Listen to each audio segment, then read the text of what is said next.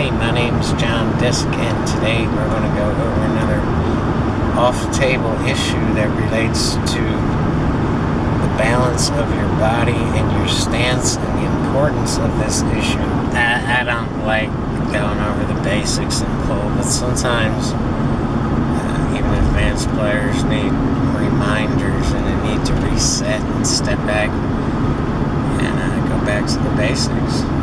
They do it all the time. So when something's flawed in your game, it's almost always in the basics of pull. And the issue is every like one single basic, like how far your bridge is from the cue ball, will affect where you stand on the ball, your balance, where you're putting your hand on the back of the cue, and everything else. So that they all work together. And the ultimate is to become like a robot and do everything perfect. But often the shot itself dictates the length of the bridge and where you're standing, how you're balanced, they all work together. The issue can get a little bit complicated. So hang with me and we'll be right back.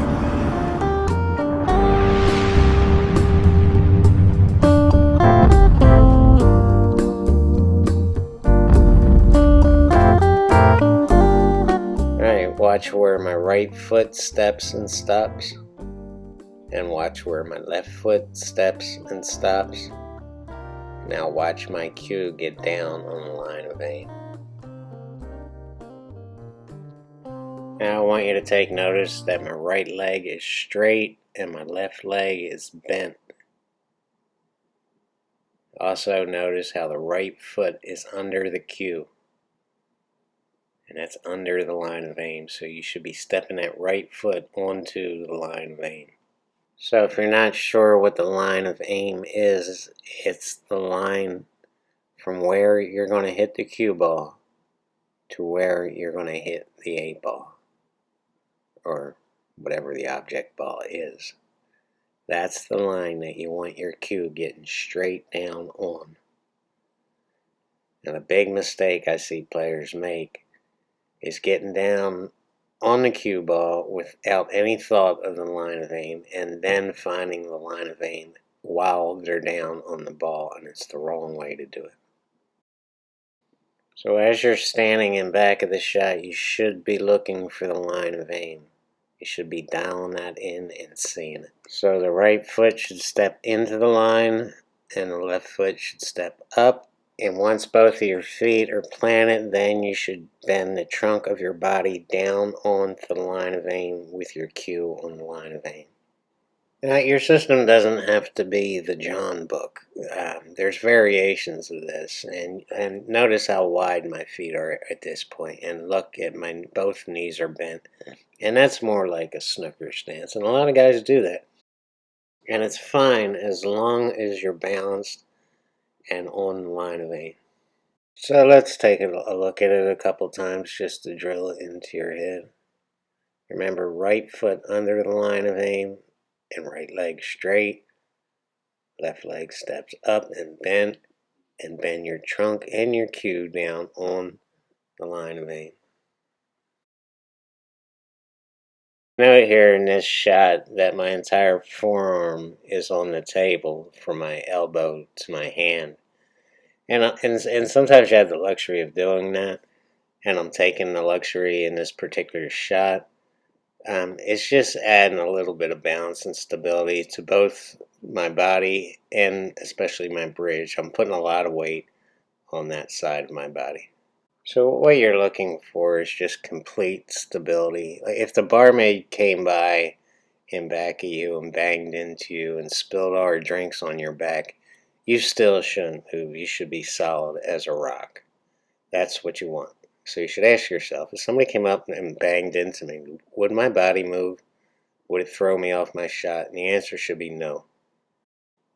So let's just watch the whole thing a few more times.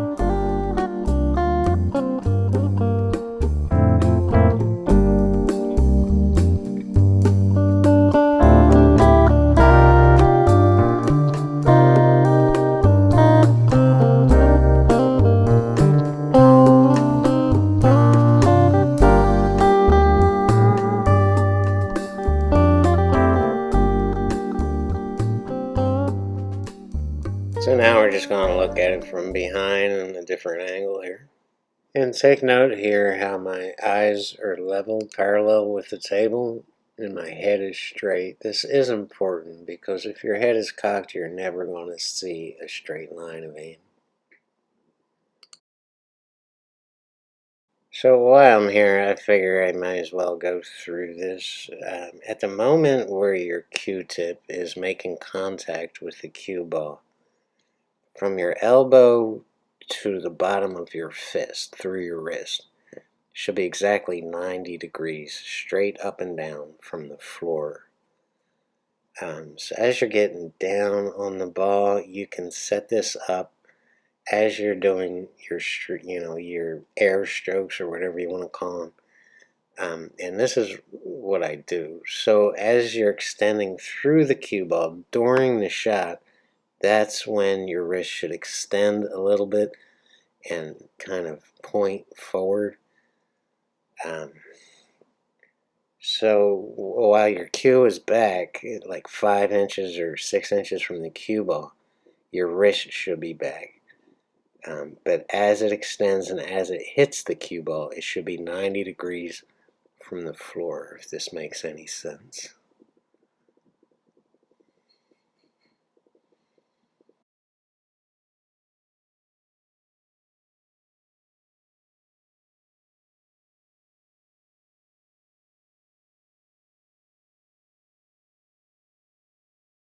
So here I'm trying to illustrate how much weight I'm putting on that bridge, which is usually a lot. Sometimes it's not always possible. It just depends on the shot coming up and how close you are to the rail.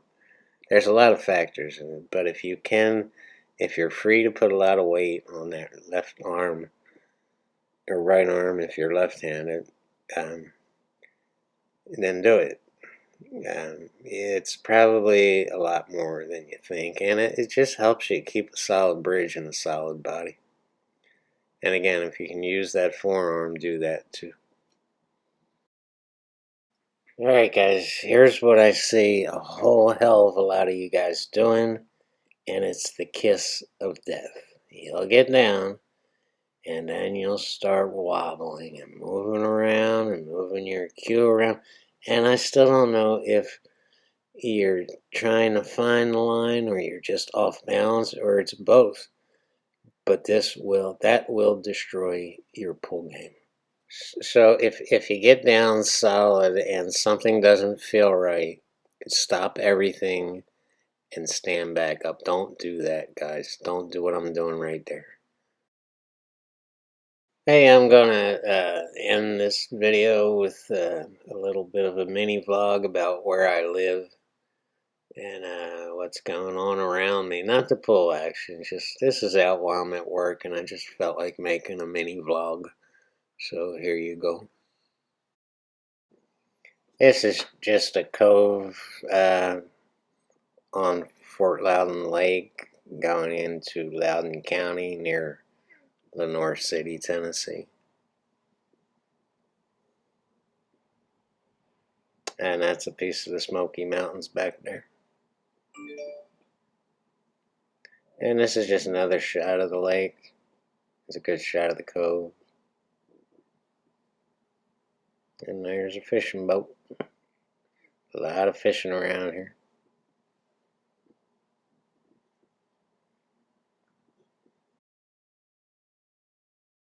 So I'm in the area of the region where all the money is. All the multi-millionaires. And I figured out when I was young that if I was going to make any money, I need to be where the money is. These rich people aren't hard to figure out. They want the best, so they don't mind paying for the best if you can deliver the best. So, without getting into what I do, I figured out how to be the best. And so, I mean, they don't mind spending $10,000 on their house if it's going to add $25,000 value to the house. In their minds, they didn't spend a nickel; they just made 15 grand. That's how you have to think, and that's how you have to penetrate this market. So they all know me as this kind of weird, quiet, eccentric guy that is the best at what he does. So they kind of, tolerate. I used to get off on all that, when I was younger. It made me real proud and all. But it doesn't. I'm so burnt out on doing what I do. I just want to get out of it. So with all the mega rich subdivisions and stuff, it's also dotted in parks and campgrounds and marinas and just kind of a really peaceful, really expensive, kind of outdoorsy place to live. It's cool, it's nice, it's, if that's your thing, I need the action.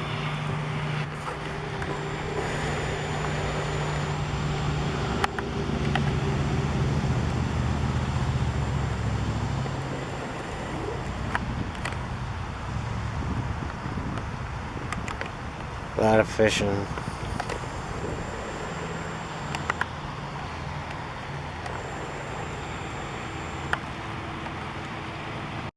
I'll be playing Sunday in a tournament at the place I played last Sunday.